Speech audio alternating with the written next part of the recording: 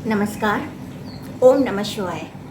हमने इस चैनल पर अभी जो है श्री लिंग महापुराण को समाप्त किया है, जिसका अध्ययन जो है वह समाप्त हो चुका है। आज जो है हम इस वीडियो में संपूर्ण जो श्री लिंग महापुराण है, जो कि 832 जो पृष्ठों का है, उसका हम आज जो सारांश है उसके बारे में चर्चा करेंगे। श्री लिंग महापुराण, इससे कि यह स्पष्ट हो जाता है कि यह जो है भगवान शिव को जो है समर्पित जो है पुराण है। शिव पुराण और श्रीलिंग महापुराण में क्या कुछ ऐसा है जो मिलता जुलता है। शिव पुराण है वह 7 संहिताओं में समाप्त होता है, और जो लिंग महापुराण है वह अध्यायों में है। 2 खंडों में विभाजित है, पूर्व खंड और उत्तर खंड। इसके बाद जो है परिशिष्ट मिलता है जिसमें कि वाराणसी महात्म्य दिया गया है। जो लिंग महापुराण है उसमें अलग अलग अध्याय हैं।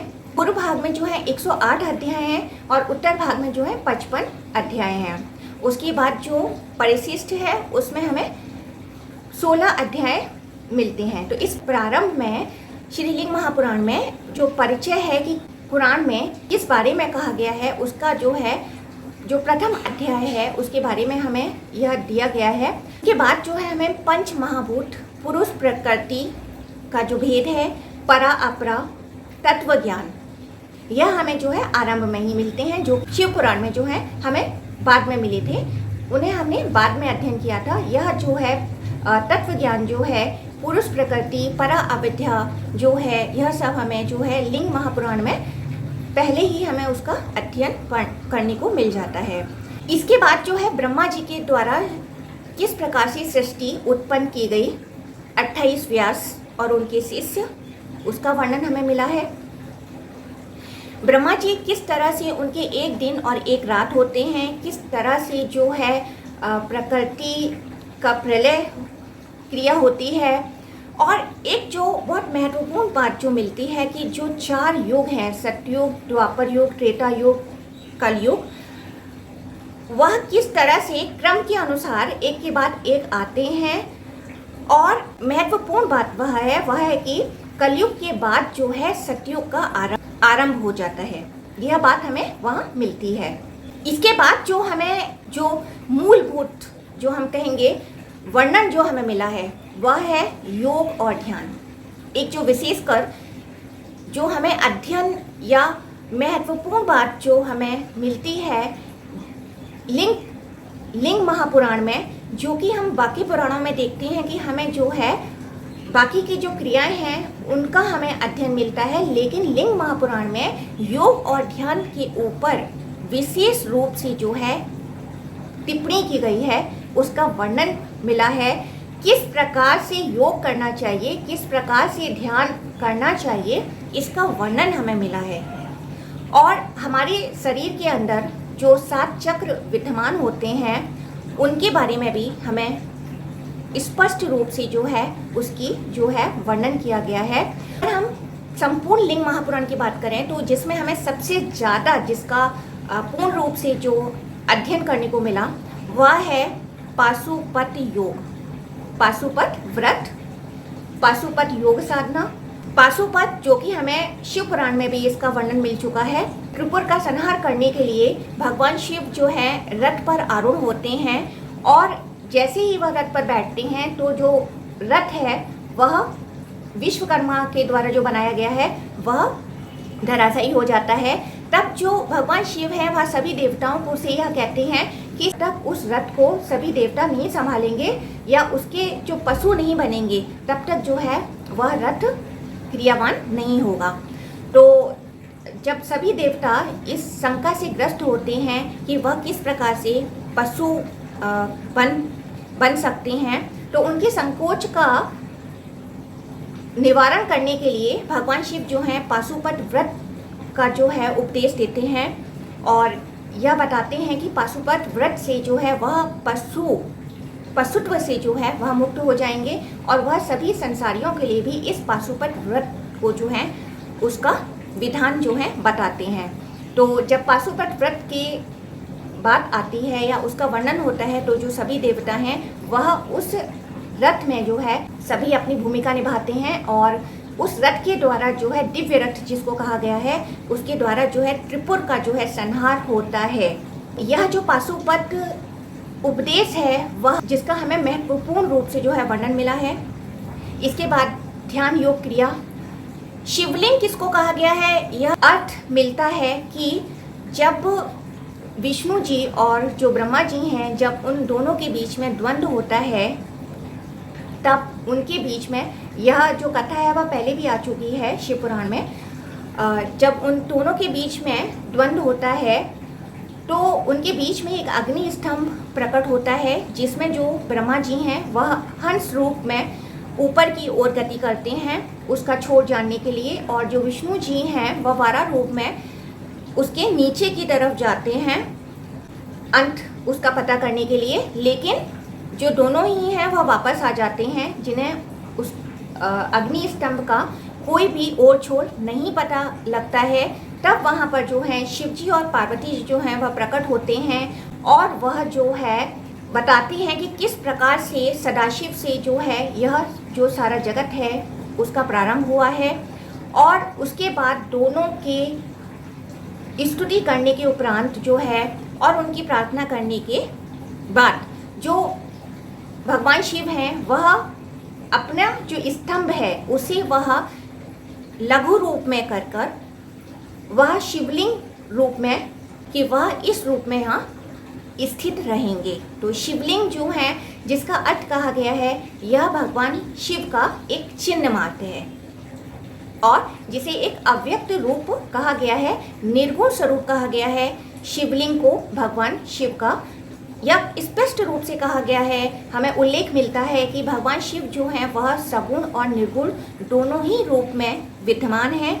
निर्गुण रूप में वह निष्कल प्रणव रूप और शिवलिंग के रूप में विद्यमान रहते हैं और साकार रूप में वह अनेक रूपों में इस जगत में विद्यमान होते हैं जिसमें उनके पंच स्वरूप का वर्णन मिला है।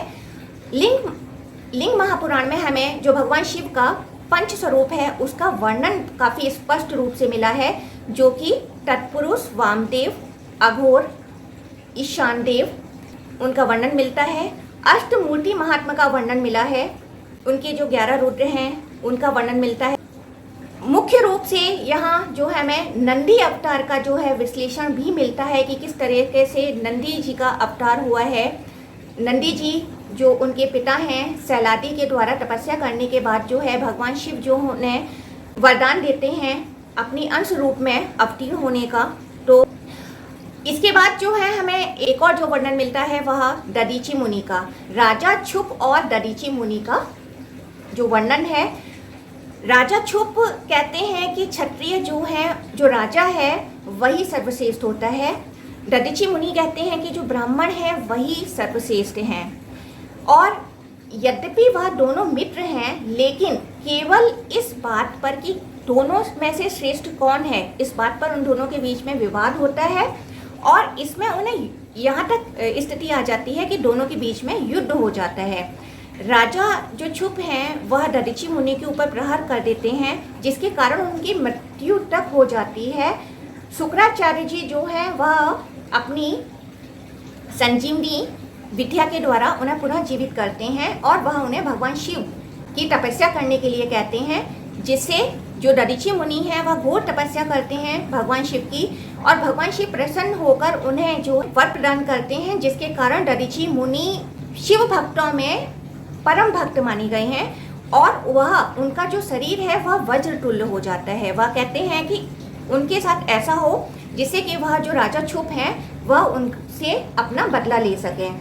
तो वर प्राप्त करने के बाद जो है जो दधीचि मुनि हैं वह राजा क्षुप के महल में जाते हैं और उनके ऊपर प्रहार करते हैं और उनके प्रहार करने के बाद जो है राजा क्षुप जो हैं वह युद्ध में उनसे पराजित हो जाते हैं। बात पर आश्चर्य करते हैं कि आखिर दधीचि मुनि जो हैं वह इतने शक्तिशाली कैसे हो गई। तब जो राजा क्षुप हैं वह विष्णु भक्त हैं, तो वह विष्णु जी के समक्ष जाते हैं और वह उनसे यह प्रार्थना करते हैं कि वह जो है कुछ ऐसा करें जिससे कि वह दधीचि मुनि को परास्त कर सकें। और यह सिद्ध हो सके कि जो राजा छुप हैं वही श्रेष्ठ हैं, राजा का ही स्थान श्रेष्ठ होता है। तब जो भगवान विष्णु जी हैं वह राजा छुप की प्रार्थना पर वह दधीचि मुनि के आश्रम में जाते हैं ब्राह्मण के वेश में। दधीचि मुनि क्योंकि भगवान शिव की कृपा से वह यह जान लेते हैं कि यह जो है विष्णु जी हैं और वह उनसे कहते हैं कि आपको भेष बदलने की क्या ज़रूरत है। वह जानते हैं कि वह साक्षात जो भगवान विष्णु जी हैं। तब विष्णु जी अपने सत्य स्वरूप जो है विष्णु जी के ही स्वरूप में अवतीर्ण होते हैं और उनसे वह कहते हैं कि वह जो है राजा छुप के समक्ष यह स्वीकार कर लें कि क्षत्रिय ही वह श्रेष्ठ हैं और जो राजा दधीचि हैं वह उनसे भयग्रस्त हैं। यह सुनने के उपरांत जो है दधीचि मुनि क्रोधित होते हुए कहते हैं कि वह भगवान शिव के भक्त हैं और वह किसी से भी नहीं डरते हैं।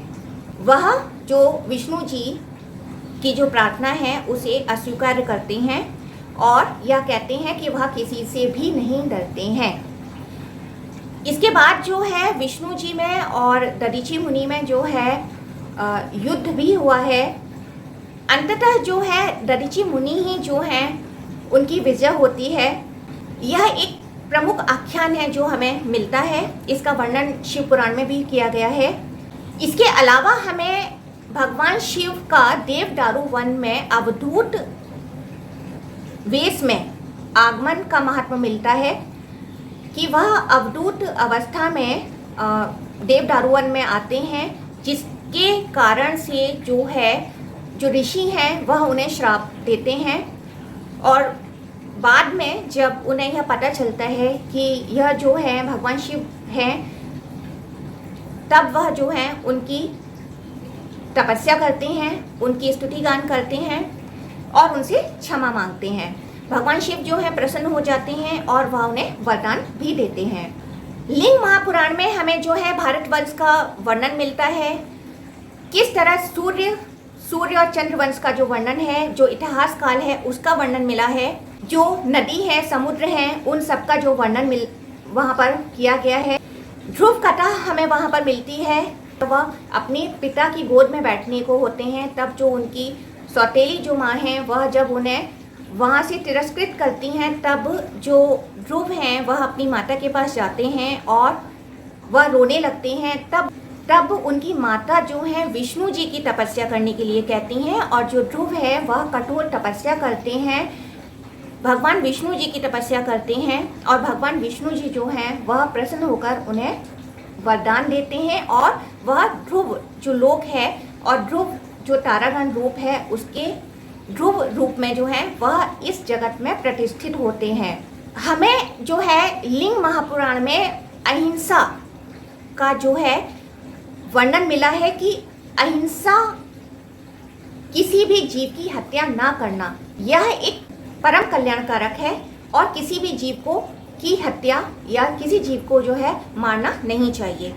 ईश्वर के जो नामों का जो वर्णन है, उनका जो नाम हम जो अलग अलग नाम लेते हैं उसका वर्णन का महत्व हमें मिलता है।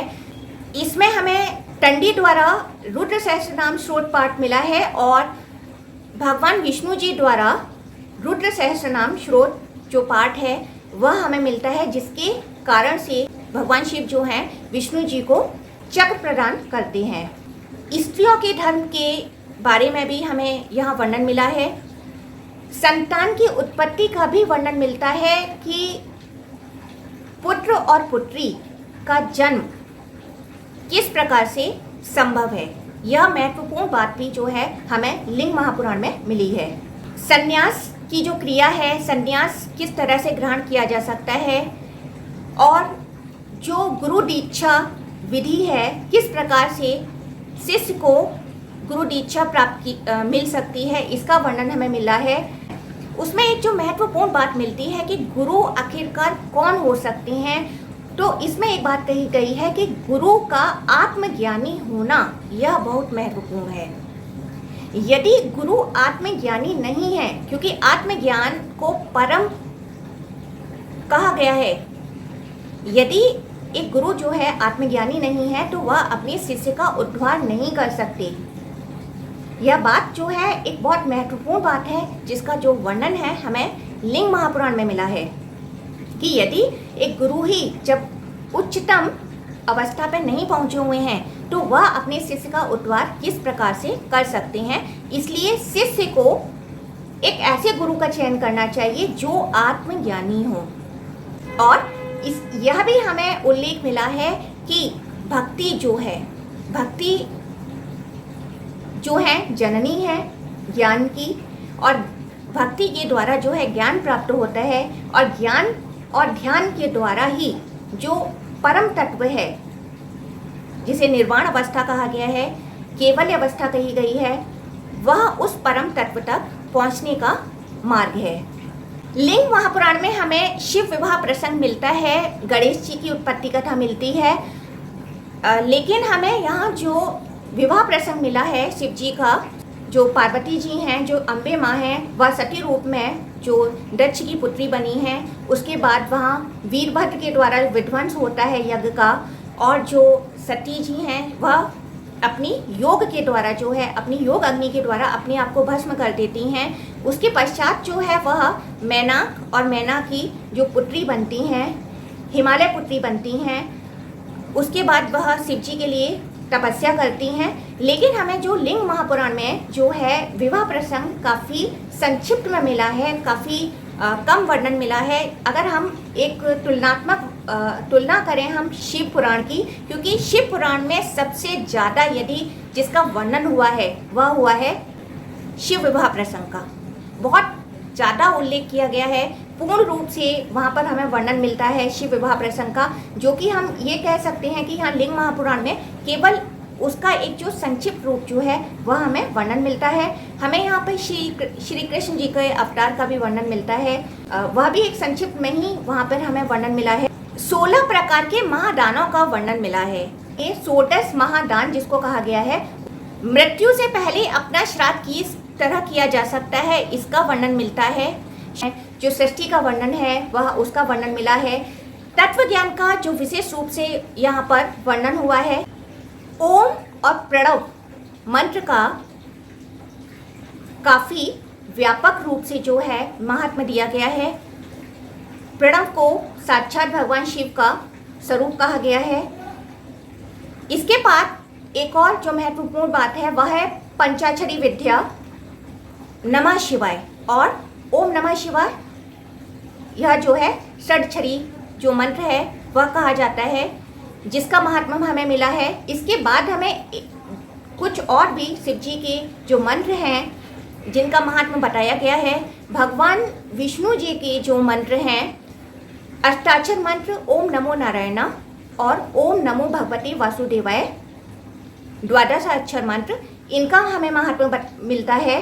तो गायत्री मंत्र है वह हमें जो अनेक देवताएं हैं, जो विभिन्न देवताएं हैं, उनके हमें गायत्री मंत्र जो हैं वह उनका वर्णन हमें लिंग महापुराण में मिलता है।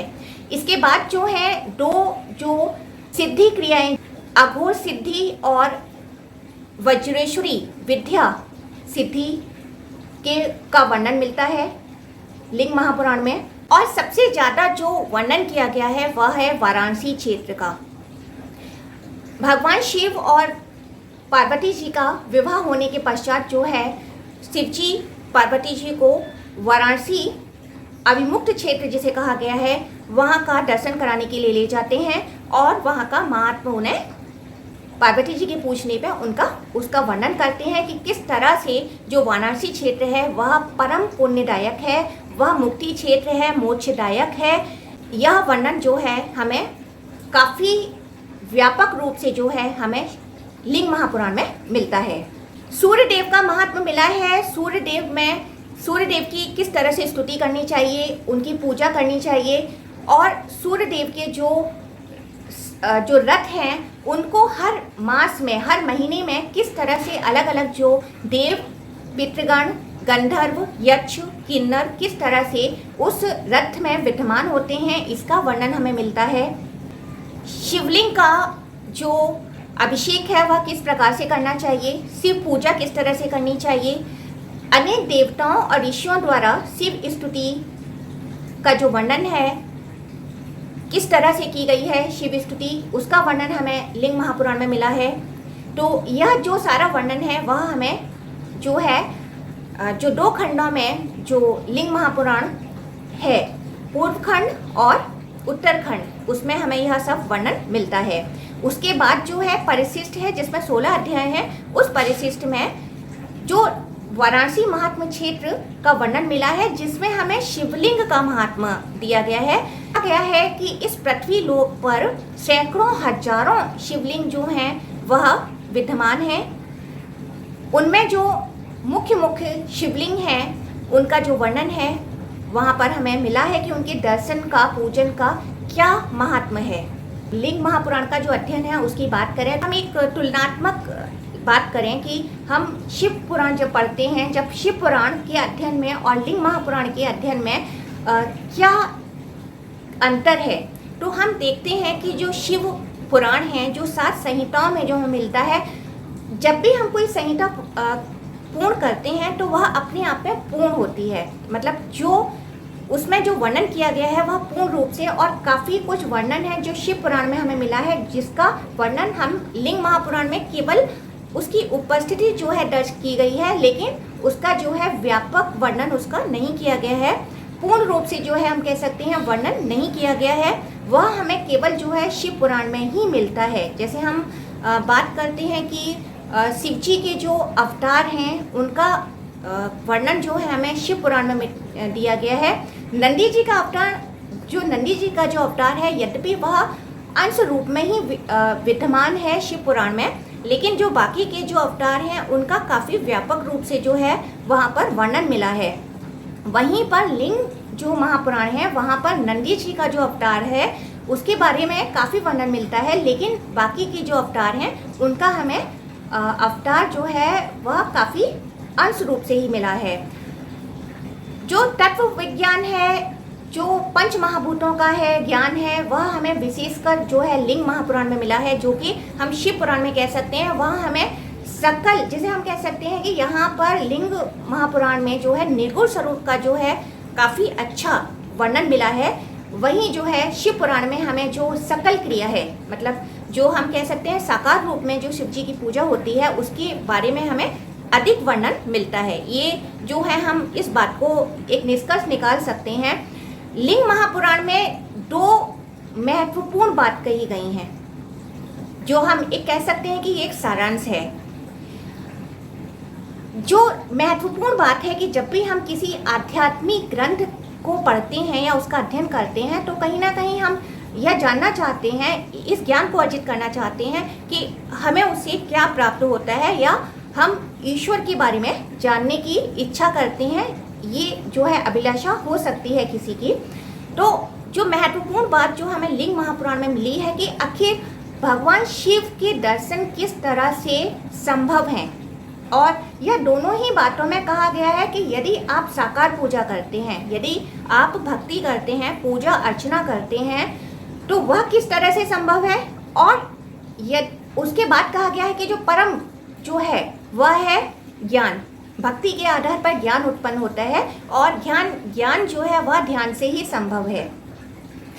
यह महत्वपूर्ण बात हमें मिलती है। और सबसे महत्वपूर्ण बात है कि हम सारी क्रियाएं कर रहे हैं अपने पूजा पाठ में, लेकिन यदि कोई भी व्यक्ति या भक्त जो है वह यदि वह मन से, भाव से यदि वह क्रिया नहीं करता है, तो वह उसका सारा पूजा पाठ जो है वह ना के समान है।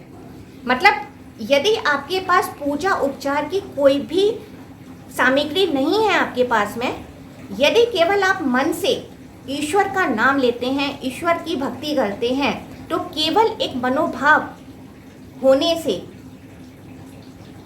भावना होने से जो है ईश्वर उसे ग्रहण करते हैं और वह साक्षात दर्शन दे सकते हैं।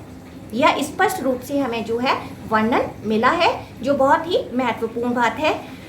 और इसके बाद जो ईश्वर का जो निर्गुण स्वरूप है वह ही परम है, यह भी हमें साफ और जो स्पष्ट रूप से यह कथन भी मिला है। जिसमें कहा गया है कि भक्ति के आधार पर ईश्वर के ही द्वारा, भक्ति से ही, क्योंकि वह जननी है ज्ञान की, ज्ञान उत्पन्न होता है और ज्ञान के द्वारा ही, जो कि ध्यान से संभव है, जिसमें विकारों से रहित होने की भी बात कही गई है कि जो हमारे विकार हैं, विकार काम, क्रोध, मोह, लोभ, ईर्ष्या, अहंकार, अहंकार जो कि एक बहुत ही एक विशेष जिसको विकार कहा जा सकता है, इन सबसे विमुख होने के बाद जो है हम ईश्वर के सानिध्य जो है वह प्राप्त कर सकते हैं, जिसे कहा जा सकता है कि जीवात्मा की शुद्धि होना। यदि जीवात्मा की शुद्धि हो जाती है, वह यदि शुद्ध है अपने मनोभाव से, तो विचारों से, विकारों से, तो वह ईश्वर का सानिध्य प्राप्त करता है। तो यह जो है हम कह सकते हैं कि जो संपूर्ण लिंग महापुराण है उसका जो है यह सारांश जो हमें मिलता है। तो यह जो है हमने आज एक सारांश रूप में बात की कि क्या है लिंग महापुराण में, जिसका हमने अध्ययन किया 832 पृष्ठों में। तो इसके साथ ही समाप्त करते हैं। ओम नमः शिवाय, हर हर महादेव।